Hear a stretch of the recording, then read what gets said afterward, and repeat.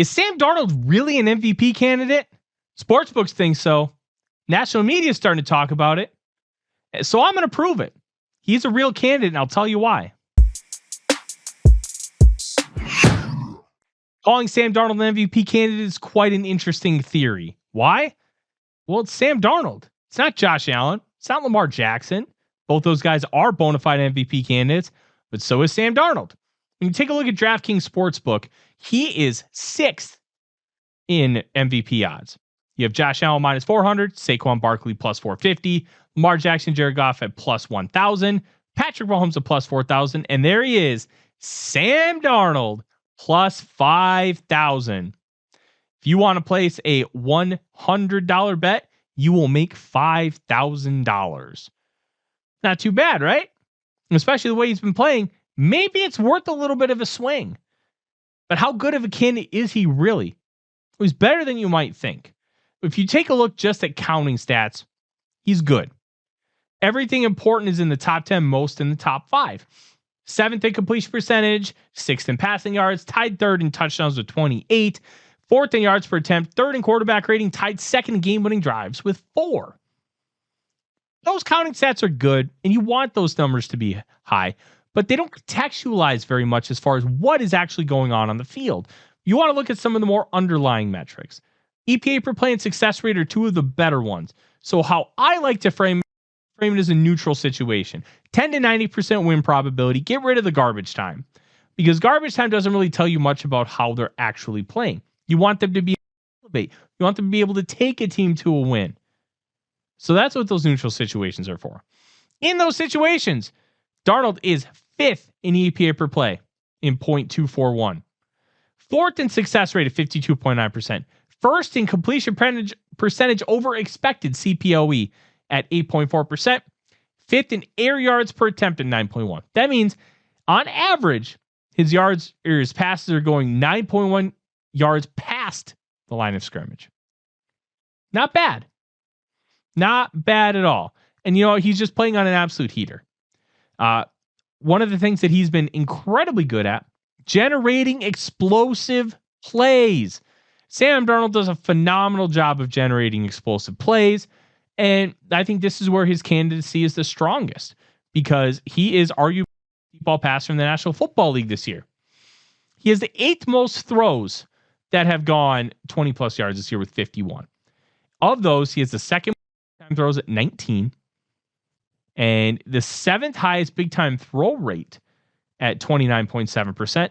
And both completion percentage of 52.9 and adjusted completion percentage of 54.9% are 2nd in the league. All these numbers are charted by Pro Football Focus. You can go check them out with the premium subscription. But he leads the league in these 4 categories. 27 completions, 969 yards, 19.0 yards per attempt, 7 touchdowns. Not only are they driving the ball down the field, they're completing these explosives. They're generating a ton of yards. And they're doing it consistently. 52.9% completion percentage on throws of 20 plus yards is bonkers. There's a reason why it's 2nd in the league. And first in the league, well, that's Russell Wilson. But he has 19 less big time throws because he's only started 7 games. And we know what that offense is in Pittsburgh. And that's not to diminish it. But they're doing different things than what Minnesota's doing. When you're creating those explosives, though, what's really interesting is that you have to hold on to the ball.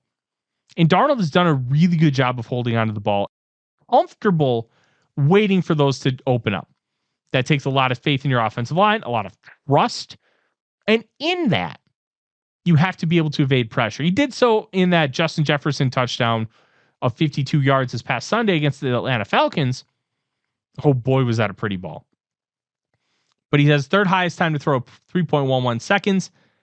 And he's done a great job against pressure.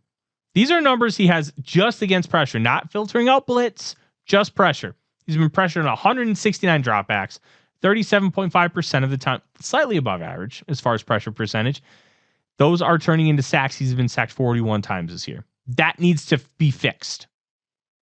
That is a problem. Some of that is on him, some of that's on the line. But you have to avoid more sacks. He's done a better job as the season's gone on. but it still needs work. Even so, he's done great against pressure.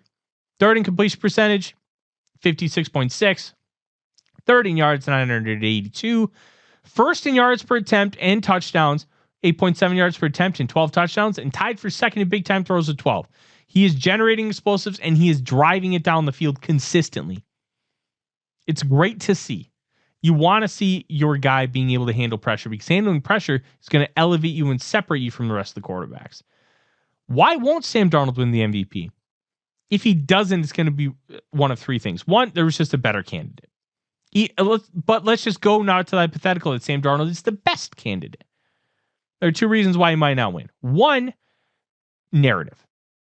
There wasn't a lot of hype around Sam Darnold. There was hype around guys like Josh Allen and Lamar Jackson, especially because Jackson's the reigning MVP and he's won the award twice. You have cachet with those guys. You have nothing with Sam Darnold. You have to build that from scratch. The other element is the run game. Allen and Jackson have a run game. They are used in the run game. They are valuable weapons in the running game. They're extending and creating and elevating with their running game. Sam Darnold can do that, but he doesn't do it very often, and it's really not a good asset to his Hall of Fame. Sorry, not Hall of Fame, his most valuable player case. The next few weeks will determine if Sam Darnold really is a good The next few weeks will determine if Sam Darnold is a good MVP candidate. He's a good one right now, but will he be a great one? We'll find out. But as of right now, don't turn your nose at it. He's an MVP candidate right now. He's better than Jared Goff, despite Goff having better odds than him. I'm Tyler Forness with A to Z Sports. Skol Vikings.